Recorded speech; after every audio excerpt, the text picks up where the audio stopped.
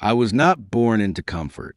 My earliest memories are of a small apartment on the edge of Kyiv, where the walls were cracked, the heating often failed, and every coin counted. My parents did what they could, but I learned early on that if I wanted more out of life, it would have to come from my own hands.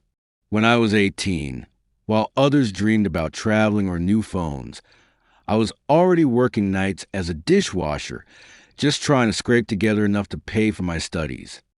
That was my beginning. No silver spoon, no shortcuts, only the slow grind of survival. At first, I hated those endless shifts. My hands reeked of soap, my back ached from bending over the sink, and I felt invisible. But little by little, I began to notice things. I saw how the waiters spoke with guests, how managers kept track of orders, how chefs moved like artists behind the stoves. I realized there was a rhythm to it all, a hidden music in the chaos. That's when the seed was planted. One day, I wouldn't just wash dishes or carry trays. One day, I would own a place like this. It sounded ridiculous, even to me. I had nothing, no savings, no family business, no investors waiting around the corner. Just a dream and an obsessive belief that I could shape my future with work. While others spent their nights drinking or scrolling on their phones, I spent mine studying menus, scribbling notes in a cheap notebook, and saving every single hryvnia I could.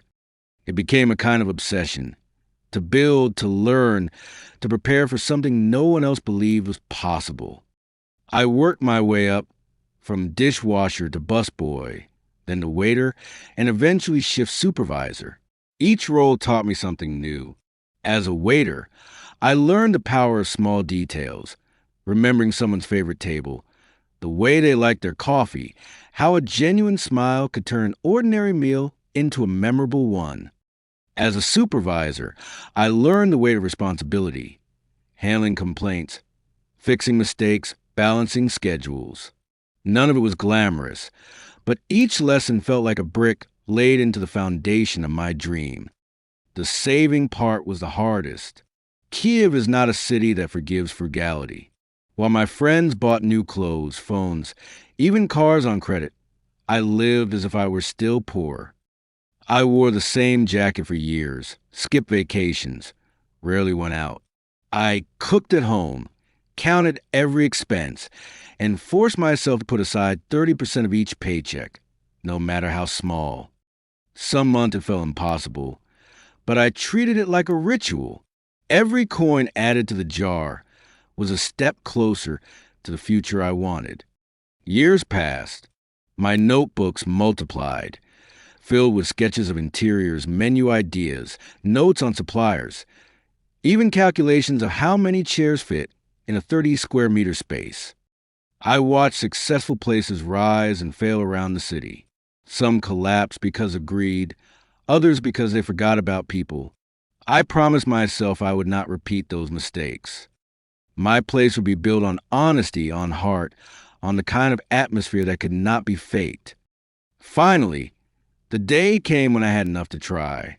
Not enough for something grand, of course, but enough to dream beyond paper. I started hunting for a location. That search nearly broke me. Either the rent was astronomical, or the area was dead, or the condition of the building made renovation a nightmare. I walked the streets of Kyiv until my shoes wore thin, checking listings, calling landlords, bargaining until my voice grew hoarse. And then I found it, an old building near the center, long abandoned, with peeling paint, broken windows, and dust thick enough to choke on. But I saw something others didn't. Beneath the grime and decay, there were high ceilings, brick walls, and arched windows that whispered a forgotten elegance. I stood there in the silence of that ruined space and felt my heart racing. It was madness, but I knew this would be my café. The renovation nearly killed me. I couldn't afford a professional crew, so I did most of it myself with the help of friends. We worked through freezing nights, our breath cloudy in the cold air, hands blistered from carrying wood and scrubbing walls. Sometimes I left my job at midnight and came straight to the site, working until dawn, then returning to work again. I lived on coffee and determination. Every stroke of paint, every plank would felt like an act of defiance against the life I had been born into. It took months, but slowly the ruin turned into something alive. Warm lighting replaced shadows. Shelves filled with books and records softened the walls. Wooden tables invited conversation. I wanted it to feel like home, not just my home, but everyone's. A place where students could write essays over cheap coffee. Couples could share desserts, and businessmen could escape their offices for a moment of quiet. The menu was simple but heartfelt. Fresh ingredients, honest portions, no tricks. Food made the way I wish someone had cooked for me when I was younger. The opening day was terrifying. I had no advertising budget, no PR team. I just unlocked the doors, brewed coffee, and prayed someone would walk in. A few friends came, out of loyalty more than hunger. Then a couple of strangers wandered in, curious about the new place. I greeted each of them personally, poured coffee with shaking hands, and tried to hide my nerves behind a smile. That day, I made barely enough to cover electricity, but to me it felt like victory. The doors were open. My dream had a heartbeat. The first months were brutal. Some days, no one came at all. I'd sit behind the counter staring at empty tables, wondering if I had made the biggest mistake of my life. Money ran low. I borrowed from friends, delayed bills, stretched every hryvnia until it tore. But slowly, word began to spread. Someone wrote an online review about the cozy atmosphere. A student brought her classmates. A businessman recommended us to his colleagues. The trickle became a stream. Soon I had to hire staff. That was a new challenge, trusting others with my vision. I trained them myself, teaching that we weren't just serving food, we were serving moments. We sell mood, I told them. A guest should leave happier than when they arrived. They laughed at first, but then they understood, and together, we built something that grew beyond me.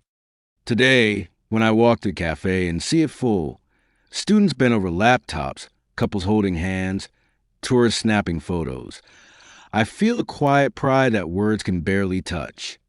The boy who once scrubbed dishes for scraps now owns a place in the heart of Kyiv. I didn't inherit it. I didn't buy it with luck. I built it with sweat, sacrifice, and sleepless nights. And when people ask me what my secret is, I tell them the truth. There is no secret, only persistence, only the stubborn refusal to give up when everything tells you to quit. That is how I climbed from nothing to something, from dirt to dignity, from rags to my own small throne.